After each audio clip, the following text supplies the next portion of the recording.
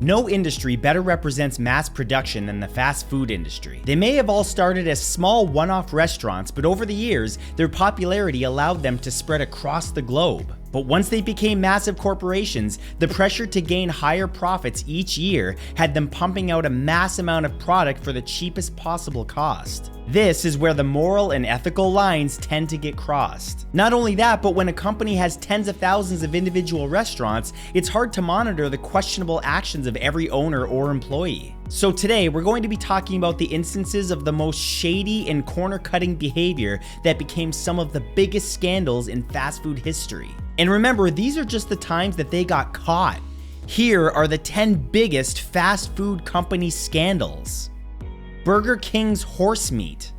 In 2013, Irish food safety officials found that the meat supplier Silvercrest was caught mixing horse meat with beef, and the top company involved was Burger King. A sampling of 27 beef burgers found that 23 contained pig DNA and 10 contained horse DNA. Blech. Burger King, which had over 500 fast food outlets in Ireland and the UK at the time, immediately cut ties with Silvercrest and switched to another approved supplier. But the scandal caused such a backlash on social media that many people said that they'd never eat at Burger King again. Silvercrest's pressure to supply such a high amount of beef had them purposely mix in other meats and mislabel them as pure beef. A House of Commons Select Committee report expressed concern that fraudulent contamination like this was also happening in many other suppliers across Europe. See, here's the thing, the problem isn't really the horse meat, because horse meat is edible. I think it's more so that they got lied to. Like, how would you guys feel if this happened to you? Leave it in the comments, I wanna know. McDonald's Vegetable Oil. Founded in 1940, McDonald's originally used 93% beef fat tallow to cook their French fries in an effort to save money. This money-saving decision gave their fries a meaty flavor that unexpectedly gave them their signature taste. McDonald's eventually trademarked them as their world-famous fries, but after growing pressure from vegetarian groups and more heart-healthy advocates during the 1970s and 80s, McDonald's finally gave in and switched from beef fat to vegetable oil. Vegetarians were thrilled until discovering that the vegetable oil still contained beef products. These beef ingredients were sneakily hidden as natural flavors. McDonald's argued that it never claimed its fries were vegetarian, just that they now used vegetable oil, but a lawsuit awarded $10 million to vegetarian groups and Hindu groups who avoided beef for religious reasons. Duncans' racist tip line.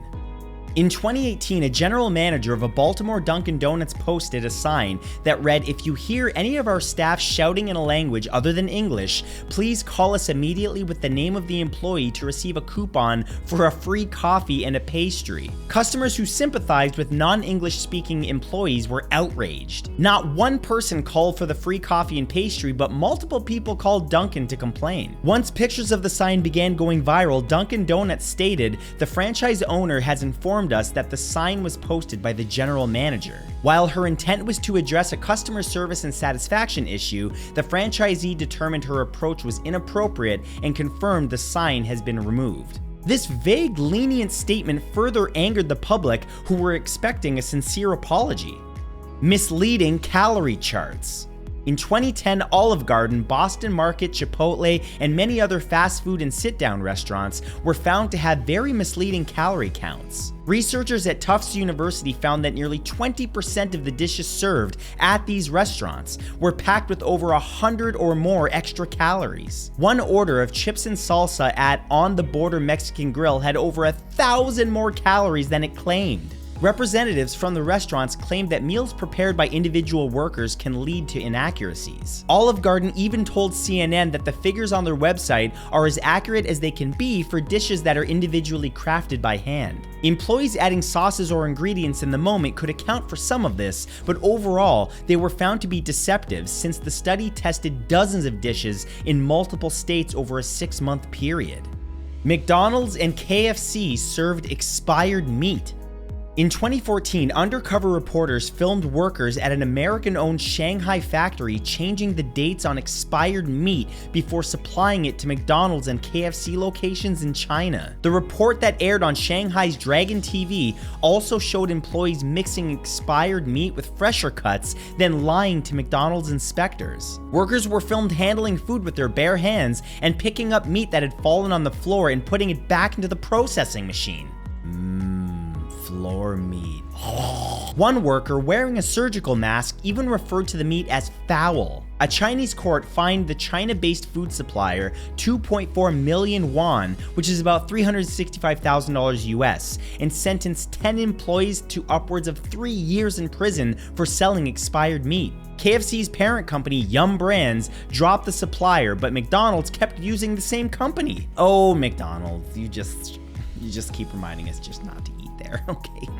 The McMillions monopoly scandal.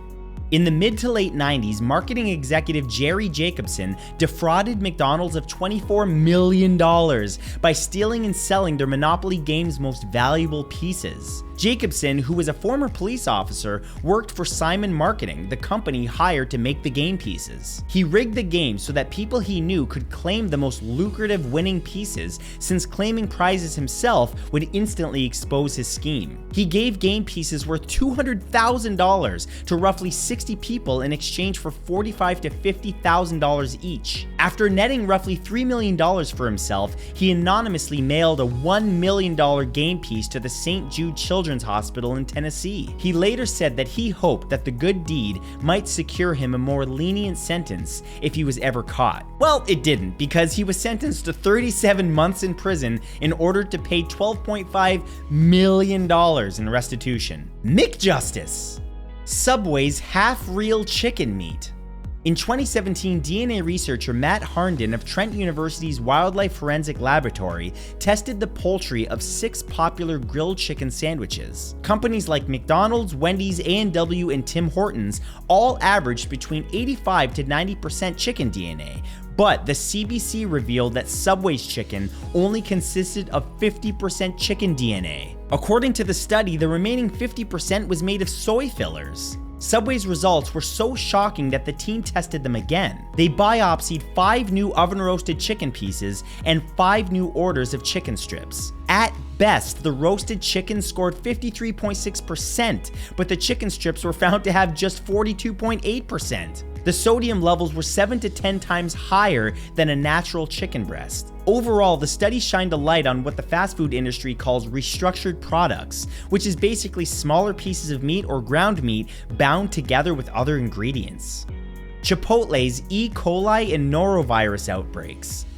In 2007, Kansas City University food safety professor Dr. Douglas Powell warned that Chipotle was a ticking time bomb for a foodborne illness outbreak. He was proven right in 2015 when 55 people contracted E. coli in 5 major outbreaks across the United States. 21 of these people were hospitalized. Chipotle closed locations nationwide and ensured the public that the problem was over. But between 2015 and 2018, more than 1,100 people in the United States became sick with norovirus after eating at Chipotle. 64 people contracted salmonella from one store's supply of tomatoes, and nearly 650 people became sick due to Clostridium preferenges from a single branch in Ohio. This is a bacteria found in rotting vegetables. In April of 2020, Chipotle paid $25 million to settle criminal charges related to these outbreaks, which is the largest fine ever imposed on a food safety case.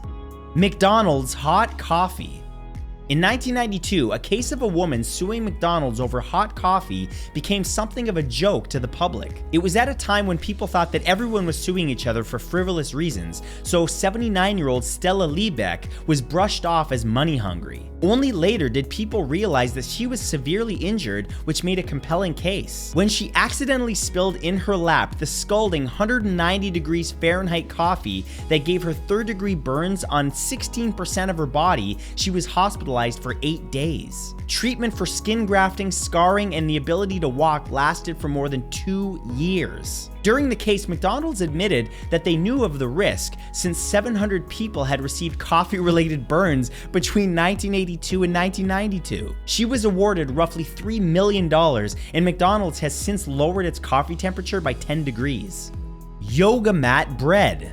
In 2014, news outlets began reporting about a chemical called azodicarbonamide. It caused a global stir since a study found that the chemical was found in roughly 500 American foods and was also found in yoga mats. Subway's bread took the brunt of the outrage, but bread products still across the United States use it today. Since the chemical is used to turn liquid chemicals into a spongy foam used in yoga mats and shoe soles, these companies began using it to make their bread fluffier. It's banned in Europe, found to be carcinogenic in lab mice, and the World Health Organization linked it to respiratory illness. Shockingly, it's FDA approved in the US and also permitted in Canada. Because of the backlash, Subway removed the chemical in 2014. The decision came after a petition was started by food blogger Food Babe, and it received over 50,000 signatures.